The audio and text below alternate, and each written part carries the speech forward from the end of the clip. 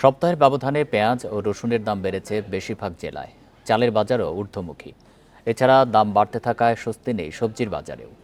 খুলনায় গত সপ্তাহে সর্বোচ্চ ৯০ টাকায় ১ কেজি রসুন মিললেও এ সপ্তাহে পৌঁছেছে ১৪০ টাকায়। পেঁয়াজের দামও বেড়েছে কেজিতে ১০ টাকা পর্যন্ত। রাজশাহীতে পেঁয়াজ কেজিতে ১৫ টাকা বেড়ে বিক্রি হচ্ছে ৫০ টাকায়। অন্যদিকে কাঁচামরিচ বিক্রি হচ্ছে ৬০ টাকা কেজি দরে। বরিশালে মিনিকেট চালের ২৫ কেজির বস্তায় বেড়েছে ১০০ থেকে ১২০ টাকা পর্যন্ত। অন্যান্য চালের ক্ষেত্রে বেড়েছে ৪০ থেকে ৫০ টাকা। অন্যদিকে পেঁয়াজের দাম ১৫ টাকা পর্যন্ত বেড়ে বিক্রি হচ্ছে ৫৫ টাকায়। সমুদ্রে মাছ ধরা বন্ধ থাকায় চট্টগ্রামের সব ধরনের মাছের দাম কিছুটা বেড়েছে। সিলেটে বেশিরভাগ সবজির দাম কেজিতে ১০ থেকে ১৫ টাকা পর্যন্ত বেড়েছে। গত সপ্তাহে ৫০ থেকে ৫৫ টাকায় কাঁচামরিচের কেজি বিক্রি হলেও আজ দর উঠেছে ৭০ টাকা পর্যন্ত। কিছুটা বেড়েছে মাংসের দামও। বান্ডেল থাকলে প্রতি সেনমানিতে টাকা বাঁচবে। বিকাশ সেনমানি বান্ডেল কিনে জিতুন প্রতি লেনদেনে।